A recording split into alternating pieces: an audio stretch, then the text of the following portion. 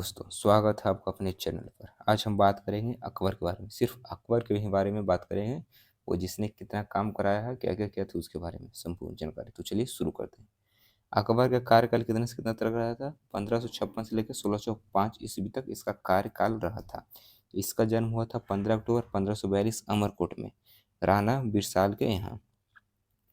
जन्म 15 अक्टूबर 1542 अमरकोट में, राणा बिरसाल के यहाँ।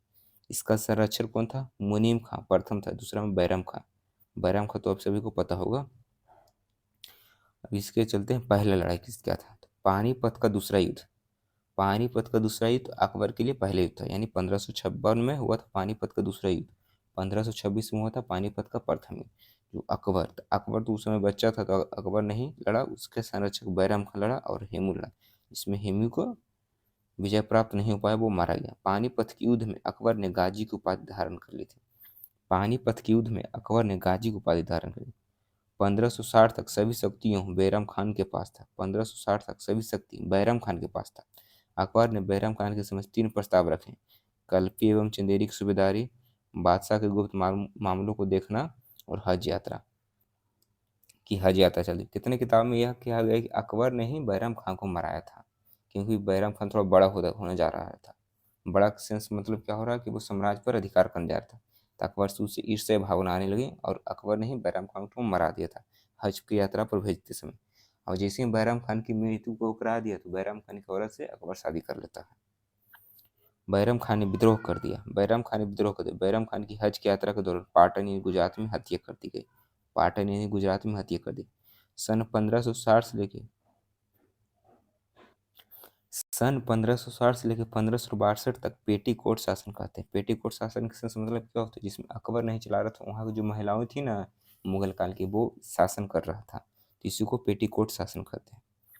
1562 में आदम खां का मालवा अभियान, जिसमें जिसमें बाज बहादुर एवं रूपमती के बीच हुआ था, जिसमें आदम खां की मृत्यु होगी 1562 में। इनका कौन कौन अभियान था अकबर के? 1568 में चित्तौड़ का अभियान, जिसमें जयमल एवं फतह लड़ते हुए मारे गए। अकबर ने लगभग 1568 का जो अकबर का चित्तौड़ का अभियान था ना, जिसमें अकबर ने 30,000 लोगों को हत्या कर दी। 30,000 लोगों को हत्या कर दी किसने? अकबर ने। फिर आता है 1572 से लेकर 1573 तक गुजरात अभियान। अकबर ने गुजरात के शासक मुजफ्फर तृतीय को पराजित किया। इतिहासकार स्मिथ ने गुजरात अभियान को विश्व का सबसे द्रुत गति से किया गया अभियान बताया था। द्रुत गति से मतलब क्या था? मतलब जैसे तैसे, मतलब एक बार हिल जाना, मार काट करके निकल जाना। सिकरी का नाम फतेहपुर सिकरी कर दिया। सिकरी का नाम फतेहपुर सिकरी कर दिया। किसने? अकबर ने ही गुजरात अभियान पर फतेहपुर सिकरी का स्थापना भी किया था। फिर 1570 का आता नगौर दरबार। राजपूताना के अधिकांश शासक ने अकबर की अधीनता स्वीकार कर ली थी। 1570 में नगौर दरबार में राजपूताना के अधिकांश शासकों ने अकबर की अधीनता स्वीकार कर ली थी। अब बाद में कौन थे? चंद्रसेन व महाराणा प्रताप। चंद्रसेन दरबार से में भागा, चंद्रसेन दरबार में गया था। 1576 में हल्दी घाटी के अकबर बना प्रताप में हुआ। 1576 में हल्दी घाटी के अकबर बना महाराणा प्रताप जी में हुआ। जहांगीर ने मेरुनिसा से 1611 में विवाह कर लिया था। जहांगीर कौन था? अकबर का बेटा था। इसका निर्णय नहीं लिया गया। किसी किताब में लिखा जाता है कि अकबर ने विजय प्राप्त कर ली, किसी किताब में लिखा जाता है महाराणा प्रताप जी ने विजय प्राप्त किया था। लेकिन अभी तक निर्णय इसका नहीं है। सिर्फ परिचय पूछेगा कि हल्दी घाटी के युद्ध किनके और किनके बीच हुआ था और कब हुआ था। 1576 में अकबर और महाराणा प्रताप के बीच।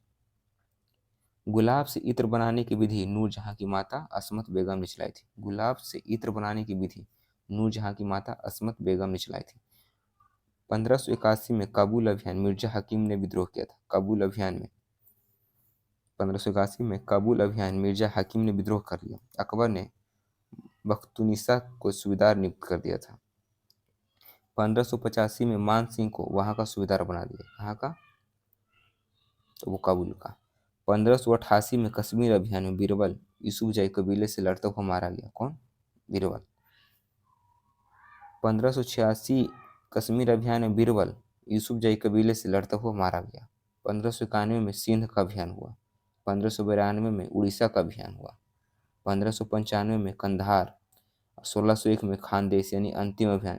अकबर ने इस किले को सोने की चाबियों से खोला था। कहाँ?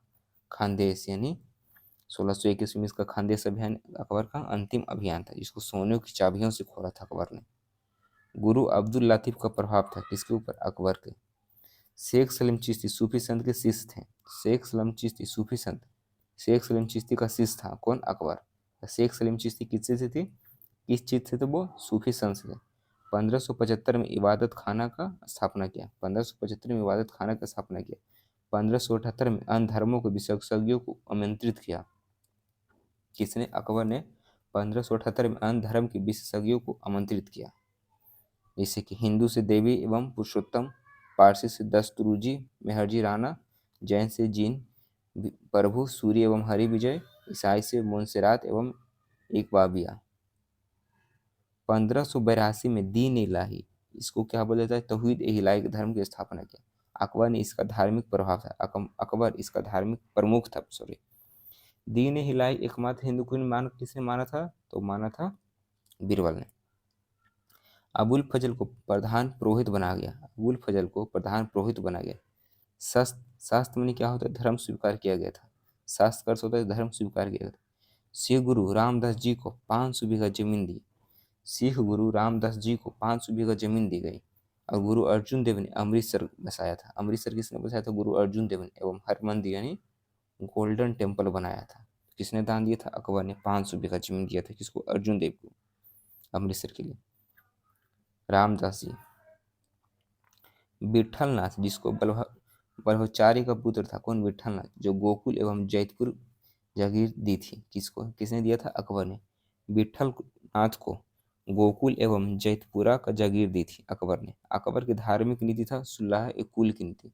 सुलह ए कुल की नीति किसकी? अकबर की धार्मिक नीति थी। अकबर के 9 नवरत्न थे। तो देखते हैं कौन कौन नवरत्न है। पहले इसका था तानसेन, महेश दास, बीरबल। परीक्षा में बहुत बार पूछा गया बीरबल का असली नाम क्या था? तो महेश दास। तीसरा अबुल फजल। चौथा हकीम फकीर। पांचवा टोडरमल। छठा अब्दुल रहीम खाने खाना। सातवां मानसिक।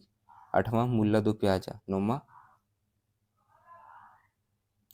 भगवत दास। भगवंत दास इसका नौवां था। किसका? अकबर का, भगवंत दास। यही नवरत्न थे।